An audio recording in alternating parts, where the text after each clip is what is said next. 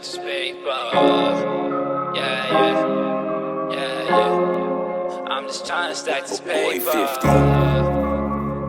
More money, more problems. Yeah. More money, more problems. I'm just trying to get this money. Alright, y'all, welcome back to Just Business Interviews. We're here with Trendy motherfucking Banks. Trendy motherfucking Banks, you know what it is? Already. So what you been doing for a couple months? Making music, you know, staying on my grind, in the studio 24/7. That's all it is for me. Being at work, that's all I've been doing, bro. I feel you. So how many followers you got on Instagram, bruh? That's the first thing I checked when I see your Instagram. Like, I think about 40K, 41, I'm not sure. I think 41. Okay, they be active or they be faking? Sometimes they be active, it depends what I post. Like my last post, it got like almost 10K views and shit. I mean, it does depend. That's alright. So Some people ask like, where you from? Shit, I just be out from Maryland, because that's all I know. Gaithersburg, So you moved from over there when you was young? Yeah, when I was young. Okay. When I was in baby shit. So I ain't know what the fuck was going on. Yeah. Because they refused to give me citizenship. So after that, my mom took me to Maryland. Because she was born in New York. So I moved to Maryland, and I grew up there till I was like 13. Then I came all the way. What part of New York? What part? Queens. Queens, okay. Yeah. Then I came to Woodbridge like 2013 and shit. And that is fucked up my whole life. Why you say that? I don't fuck with Woodbridge at all. Why? My life started shifting. Niggas 50 out here, all that other shit. Got in fights. It's that Woodbridge life, bro. I know. That Woodbridge stuff. Woodbridge crazy. For real. So tell us about young Trendy Banks. Like what you was doing, what you like, your family, everything. Well, like you talking about before rapping? Yeah, before rapping.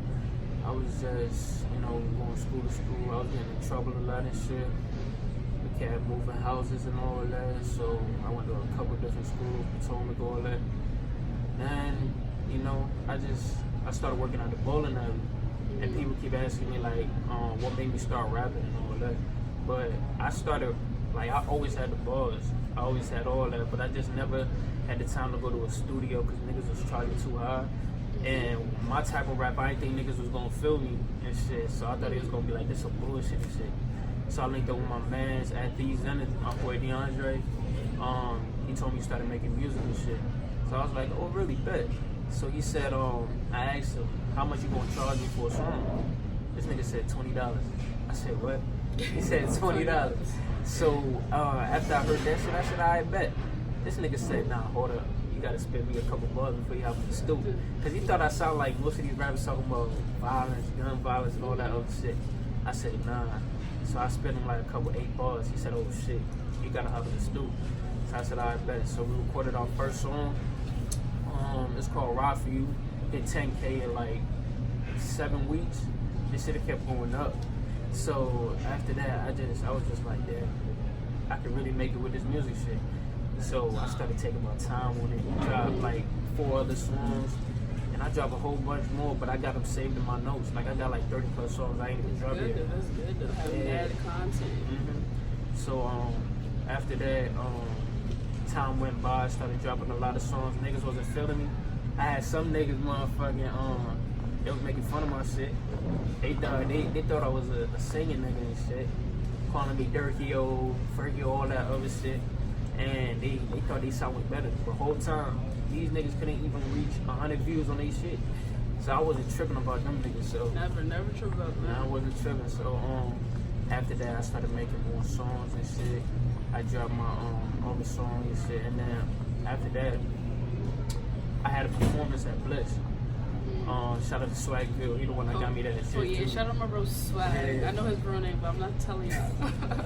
Yeah, he got me on that shit. Whole time I thought this nigga was playing with me because he didn't even reach the club until like 3 minutes late. Nah, yeah, that's how Swag do it. If it started at 10, he there at 12. Yeah. So he charged me $650 because it was late. It was like last minute type shit. So I went inside there. I opened up for I think it was Boosie at the time. So I opened up for him. I performed 3 songs. After that, at first I was shy as shit. How was that experience? I was nervous at the beginning, Cause it was like my first show. I didn't know what the fuck to expect. I thought niggas was gonna boo me off stage and shit. But then I was in the car and shit. I was like, you know what? Let me have that mindset where I'm like, I'm already famous and shit. Let me pretend as if I'm famous up in that bitch. So I walked up in there. DJ passed me the mic. He thought I was performing with somebody else. See, a lot of niggas that turned on me, that rap too, they could have had that opportunity to rap with me at Blitz. Cause I could have brought like 6 people with me. But he tried to pass me too much. He tried to perform. He said, alright, bet. So I hopped up in there. I did 3 songs. And then, like, the crowd, like, it was reacting. They was pulling out their phones. But, like, the last song that I performed, it was called, like, it was for basically about snitches and shit. Snitching and all of that. So I seen a nigga in like the stands and shit. He was feeling that bitch. He was pointing at me like he was vibing to it and shit. And then that's when like I was performing so good to the point where I ran out of breath. I was putting so much energy in that shit. That's what you gotta do. Bring the best energy every perform. Like the Baby and Megan, like they bring energy every time they perform. That's why they popping right now for real. Yeah. So after that, I finished that show, boom. I had an interview with One Time Entertainment, I believe, and that shit was good too. But I still didn't see the rest of the interview and shit, so I don't know what the fuck that's at. But they sent me the pictures and everything though. They told me to sign up on the site and shit I did and post a music video. But my music video coming soon though, in like a couple more weeks. I did Regrets on my album, Most Hated. Y'all go get that, jump. And yeah, and that's when Halloween coming. Thursday, I hopped in the studio. I said, bro, I'm tired of this motherfucking singing shit, all that other bullshit. Let me hop in the studio and record a motherfucking banger. So I hopped in that motherfucking studio and I wrote, it took me like, I write my shit. When I write my shit, like, I be getting, live, okay. When I write my shit, it's like, I gotta sit down for like hours thinking to myself, like, what the fuck am I gonna write? Do you hear the beat first or you write first? Funny shit is, I listen to the beat. I don't listen to it fully though. Like, yeah, I listen to it fully, but like when it comes to writing it, I listen to like the first 20 seconds. How it starts and like how it keeps flowing. I write to it. I go back and I start the beat right over again. Okay. And I keep writing, I keep doing that shit. That's why it takes me a break. So I need to start learning how to listen to the full beat and just write after that. So I started writing, boom. It could take me like 5 hours. I'll write 3 songs. And yeah, and then it'll turn out good. Sometimes it depends on my approach. Like how I say it on the mic, I'd be like, I don't think I'm fucking with this song. That's why I got a bunch of songs on my notes. Yeah, the more you practice, like sometimes you're not gonna like it, but it's like at least I tried it, and then you want to try certain stuff to see if it works. Now it don't work, I don't sound it, but you tried for. Yeah. So how does your family take your music? They take it seriously. When I told them, when they heard my first song, they was like, oh shit, why ain't you start doing this from the beginning? I said, I don't know. You know, I was just shy. Like, I ain't feel this rapping. So what brought you out your shell, being shy when it came to music? What you mean? Like, you say you was shy when it came to music. So what really got you out that? Are you still in that genre? I was in a like position where I was just like, cause it was summertime. Like, I started rapping in July. I was like, yo, I'm tired of this other shit. Like, basketball, I'm tired of doing basketball. I need to start focusing on something else. So I said, you know what? I got bars. I can spit a little bit. So let me just make a song and shit. So that's the shit that really changed me. So I just made that song and it went viral. And I just said, fuck it, I'm gonna keep doing this shit. I got a lot of people supporting me. I got a lot of people that's fake supporting me and shit, calling me brother and all that. I don't fuck with that shit though, but that's just how I'm living right now. I feel you. So what's your goal by next summer? Well, by next November, basically, it's about to be October over. By next November, where you see yourself at? Hopefully in the big leagues. I got an album. You want to be signed or you want to be independent? Just doing crazy stuff? I want to be independent. Well, the reason why I want to be independent is because, I mean, at the same time, I want to be signed. Because that's more money and shit, more exposure I'm going to get. Yeah, but at the same time, though, if I get signed, that's like me giving my life away. The label controls when I drop my music. They control my name. I'm thinking about changing my name next year after my album, before my album drop. Like a fresh start, 2020. So after my album drop, I got a whole bunch of unreleased songs that's gonna be a hit when my album drops. So I feel like in the summer of 2020, I'm gonna be known like that. I'm gonna be popping like that. Cause the more, like, I be in this for 24/7 every week. So I feel like next year It's gonna blow. So what you think that you need to do next year differently that basically will help you improve? first and foremost, I gotta switch up my flows. I done changed up my flows a couple times, but sometimes in my songs I sound the same. Okay. At least you recognize that. A lot of artists do not recognize it or do not accept that they have to be versatile. Yeah. Which people don't understand. Like, yeah, maybe one person that's famous right now got hit because they did that same tone, but they got that one hit. They don't got the album. They don't got the like different stuff. You gotta switch it up. And especially my music video. I'm saying. How many music videos you got out? It's my first one coming out. First one. So that's something you work with videos. Yeah, and also, at first I was thinking like, I'm trying to put a bunch of niggas in my video and shit. But then I went back. I was like, Is it a bunch of niggas in there? So I said, you know what? Fuck this shit. Even my producer, he told me the same shit. He was like, you don't gotta do it like that. Especially what type of song it is, what you're talking about. It don't gotta be like, if it's a song about like, I'm riding with my nigga, like shit like that, then you can have them there. A bunch of them over but there. if it's talking about life and stuff, and they wasn't with you, they don't gotta be in that joint for real. That's what I'm saying. And most of them niggas, they done, I don't know, when I, like, 10th grade year, the motherfucking, no, my 11th grade year, the senior year, I was motherfucking fucking with niggas that wasn't supporting me, bro. Like, them niggas was giving me such a bad influence to the point where I got myself in a lot of motherfucking trouble because of that. It came to a point where I got locked.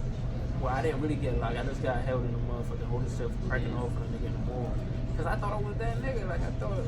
Yeah, for when you hang around, regardless if you're a good person or not, when you hang around a certain crowd, you're bound to do what they're doing. So that's why a lot of people say hang around people who got similar mindsets or goals as you, because y'all gonna push each other. If you hang around niggas who robbing all the time, you eventually be like, fuck, I'm gonna rob too. I'm gonna rob too. If you hang around people who got businesses, you be like, shit, I want my own business too. Yeah, that's real talk. Yeah, but I had to get the fuck out of that, like, from like when I started rapping, because I was in a group chat with a bunch of niggas and shit. But as soon as I dropped my first song, I got the fuck out of that group chat. I said, I ain't even tell them. I ain't telling why or nothing. Got up out the group chat, removed niggas from my social. Motherfucking started doing my own shit. And they started seeing that. A bunch of niggas still watching my shit, but I don't mind that shit. They see me wrong as a person. A lot of niggas I was beefing with, a bunch of niggas done added me back on Snap. Like, they see that I'm changing as a person, as a man. I done grown up. Like, I'm 18. Like, I got to motherfucking get up out the bullshit and grow up. A lot of niggas still like my age. They still motherfucking fake game banging. They not really doing shit. You got motherfucking niggas that are like sophomores. They got so much ahead of them. Like, they got 1 more year of high school and shit. These niggas living in big houses. They trying to be game bangers. Like, I don't understand that shit. So I just had to get the fuck Some out of that. Some people just want to live a life that's popular right now, and that's what it is. For ain't nothing philosophy, anything. They just want to live a life that's popular. So, and then there's people who rapping about that stuff, who living in mansions, chilling, just because it's popular. But I mean, the people who's talking about the real stuff, and like for people, somebody's gonna try you. So if you're talking about that stuff, make sure you back it up, because they try you. You gotta be ready. Silly. So tell us about a time basically you wanted to stop music and what kept you going. I never want to stop music. When I started that shit, so you never had a fallout like, damn, fuck this music shit. nah. For real? That's good. I think it's cause What keeps you motivated then? my family, people that I keep around me and stuff. Like, they give me that energy and vibe. Like, damn, I can be something and shit. And that's who I look up to. How your mom feel about your music? Well, she probably have. She be listening to the joint? Sometimes she gives me her input. Sometimes she don't mess with some of the songs. She tells me that all the time, and I fuck with that. She being real. Yeah, she being But real. most of the time, she fuck with most of my shit. But sometimes she tells me like, change this, change your vocals and all that. So shout out to my mom. Anybody in your family did anything with music? Like any musical background? My step, or not really my. my stepdad, like the name my mom with, he do music too. Okay. He the one that I was really trying to do music with him and shit, but he be working so much, so we just never really had time. So, What do you say about your music? Oh, he messes with it. Sometimes he tells me like, sometimes I don't be putting hooks in my song. Yeah, you don't. I noticed that you don't be doing it. Yeah, so he told me go back, put some hooks in there. So like that's one thing I changed up with this rap shit. I started putting more hooks in my shit. So yeah, I'm going up with that. That's good. So do you have any plans on, like you said, you're 18, you're still grown. Do you have any plans on adding to your career, like adding a business, clothing line, anything like that? Older life. I don't really want to be into that shit. That's just too much. But I'll do it. That's one thing I'll probably look forward to. I know, like Rick Ross and stuff. Like he said, he an artist, but it's like he getting money 8-10 times different ways. Yeah, that's what I'm saying. So like, you had any ambitions to add anything, stuff like that? Clothing line might be one of them. I'm also trying to go to college for engineering. Okay. I don't know if I might do Nova or something. I don't know. I'm just trying to fit in somewhere that's going to make me succeed. Yeah. With engineering, where are you trying to take that to? I'm trying to take it to the next level because I don't know. This music shit, a lot of niggas, it take a long time. But It takes a long time, but if you got faith and do the right steps and keep pushing, like that's all it takes for like Lizzo, her song, that joint was like 4 years old. Her true first joint, that joint she be singing now, you know what I'm talking about? And she just now getting popping for a 4-year-old song. But she performed the BT where she popping now. But it's like she had to stay down for 4 years until somebody really heard her song. So it takes that much time. I don't want to be one of those people. I gotta wait years for my shit. Like, I want to take my shit to the next level, like ASAP. That's the type of mindset I'm in. It probably might not happen, but for right now, I'm thinking positive. So. Yeah, of course. So tell the people right now, like the young artists or people who don't even know if they want to make music, what it takes to be an artist. The money, time, stressfulness, fans, all that. It's crazy. I posted something about that yesterday on my Snapchat. I said a bunch of people want to be artists. You got a bunch of kids that want to be artists and stuff. But the time it takes, first of all, it costs too much. Like, for me to even perform at motherfucking Bliss, at first it had to be 1K. You gotta throw a dub for that, a band. Then shows like you, like this shows and stuff. I gotta throw money for that too. Like, stuff comes with a price, And studio time, like a bunch of dudes charge like $70 for an hour. You got some that charge over $100 for an hour. And for people like me, if you ask my producer, it takes me a break inside the studio. So if I was in a real studio, I'll be paying like $300 a day just for studio time and making music. So it comes with a lot of, and it's a lot of work too. You gotta find the right management team. You gotta find the right. First of all, you gotta deal with the hate and all that other shit. You gotta deal with all the pressure and all that. For me, I just don't do it. I just listen to people and be like, oh, okay, you said that, alright, but then I go to making bangers. I got dudes that listen to my music. People that hate me, they always like passing by me, singing my lyrics, thinking that's gonna offend me. Like, no, you know my lyrics, you a fan of mine. Like, I mess with that. Like, I like that. So it's like, yeah, it comes with a lot of pressure, but at the same time, you gotta have that mentality where you just like, you know what, I'm gonna just go get it. That's the type of mentality you gotta have. That's what I had. At first, I was feeling low after my first song. I said, "Why? What happened?" Because it wasn't Did you get enough views that you thought? Nah, not that. It's just, I don't know, because of the singing type vibe, like, I didn't really think people was fucking with it. And most of the people that I was fucking with were like people from Maryland and all that, other different places. Most I ever got, like, from people around here, out of that whole 10K was probably like 3K from like around here and shit. But like everywhere else, that's where people were supporting me and shit. So yeah, it's just crazy out there. And one thing is, Woodbridge motherfuckers don't be supporting like that though. They get too jealous out there.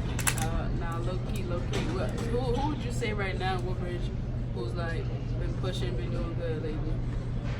I was fucking with Honcho Inc. I was fucking, but I don't know where the hell that dude was. I don't know where he went. I ain't hear none of his music. In a minute, yeah. He was buzzing for a break. Yeah. Then Tay Glock and all them. Lil Heen too. Yeah, shout out to Lil Heen. He popping right now. But he don't be getting the credit he deserves, just like me. We don't. Shout out to the Bridge with Kid and all them.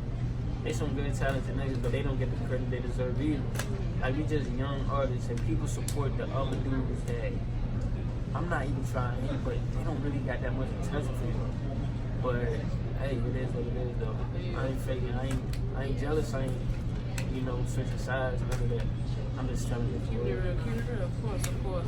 So do you think how you grew up, like you grew up living in New York and Maryland, and coming to Woodbridge and going through what you did with your friends and stuff, you think did that help you as an artist, like tell your story better, or how you think your life made you? I haven't told nobody like my past. Mm-hmm. If I tell people my past, they're gonna think it's fucked up. Especially how I was living when I was a little kid. When I was a little kid, I was in the same, like, I haven't told nobody this, but I was in a house where my stepdad got shot and I was sleeping. He got shot in the basement and shit. I woke up to like police and everything and everybody in the crib. I didn't tell nobody that before though. My dad, I don't fuck with that nigga. Last time I seen him was like what, 2013? My whole life. I'm not even talking about when I was a kid. I only seen that nigga like 5-6 times.